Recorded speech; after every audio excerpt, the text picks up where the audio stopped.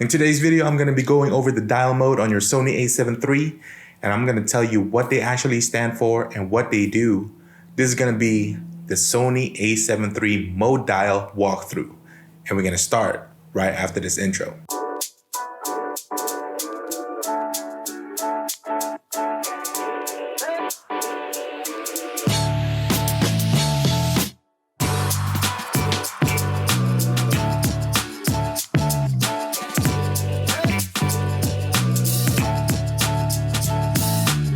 What's good, creators? Marc here, and welcome back to the channel. Thanks for hanging out with me again on another video.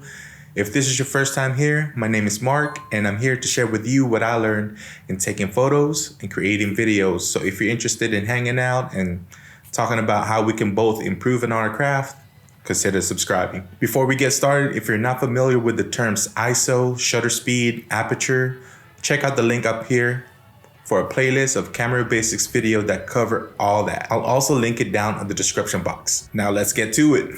The first mode we're going over is the auto mode. This mode is basically full auto. The camera will be doing all the work to make sure that the photo is in proper exposure.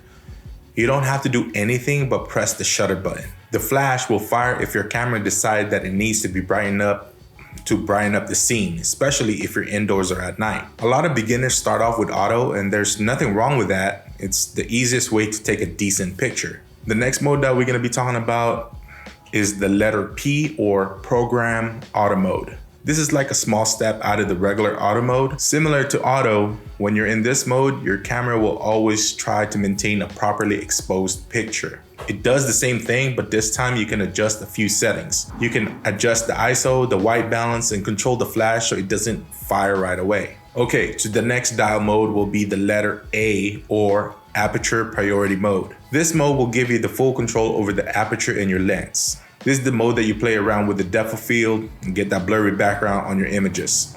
If the ISO is in auto and the shutter speed, they will automatically be adjusted when you turn the aperture. The camera will decide which settings will be best for you to take that picture according to your aperture. Now, this is a good way to practice your aperture, especially if you have a lot of light. You can see the different types of effects of the aperture on your lens. Now, the disadvantage of this is if you're in a low light setting, you might be able to set the aperture you want, but then your camera will choose the shutter speed, which most of the time will be too slow, or an ISO setting that's too high for your liking. That means if your ISO is too high, then there's a chance that the image will pick up a lot of noise and it'll look grainy. So just keep that in mind when you're shooting in this mode. The next one on the list is the letter S, or Shutter Priority mode.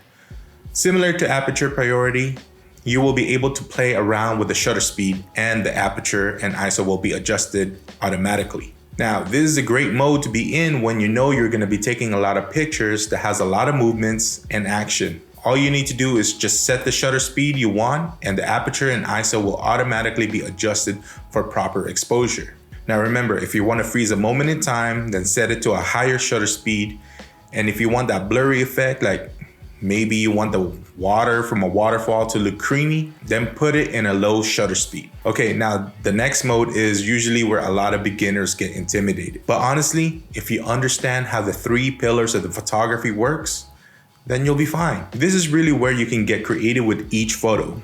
The mode that I'm talking about is manual mode, or the letter M on your dial. Basically, in this mode, the camera is not gonna control a thing. You will be the main driver, and you have control over everything. You're gonna have control over the aperture, the shutter speed, and the ISO. And with enough practice, you'll be able to capture a picture that you can truly express yourself in. Okay, the next two dials, which has the 1 and 2, are the unique dials for Sony cameras. These two are like presets. You can customize the specific settings, usually when you're using your camera to shoot videos. I usually have one dial if I want to do a slow motion, and the other one I have is for cinematic setting. If you guys want to know more on how I set these two dials for shooting videos, let me know in the comment section below, and I'll do a video on that topic. Now, to program your settings for these two dial modes, you initially have to put the dial on this video mode. When you put this on video mode, you can adjust what settings you want, like frame rates, shutter speed, ISO, and aperture and program it into either 1 or 2. This will help you quickly switch from different settings without going into the menu again. As a person who does a lot of cinematic videos, I totally appreciate this from Sony. The next one is SCN or Scene Mode. This mode basically allows you to shoot with preset settings according to what you're trying to take a picture of. The options you have are landscape, portrait, macro, or sports. Whatever you're trying to shoot, this mode will help you adjust your settings to have a proper exposure for your image. Now, the last one is the S&Q or slow and quick motion. I don't usually use this mode because I usually apply the slow motion in post.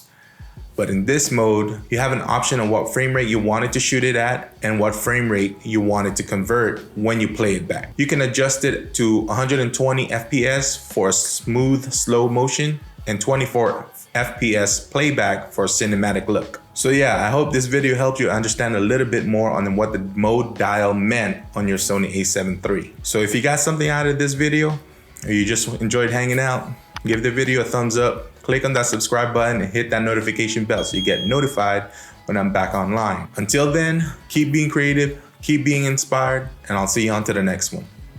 Peace.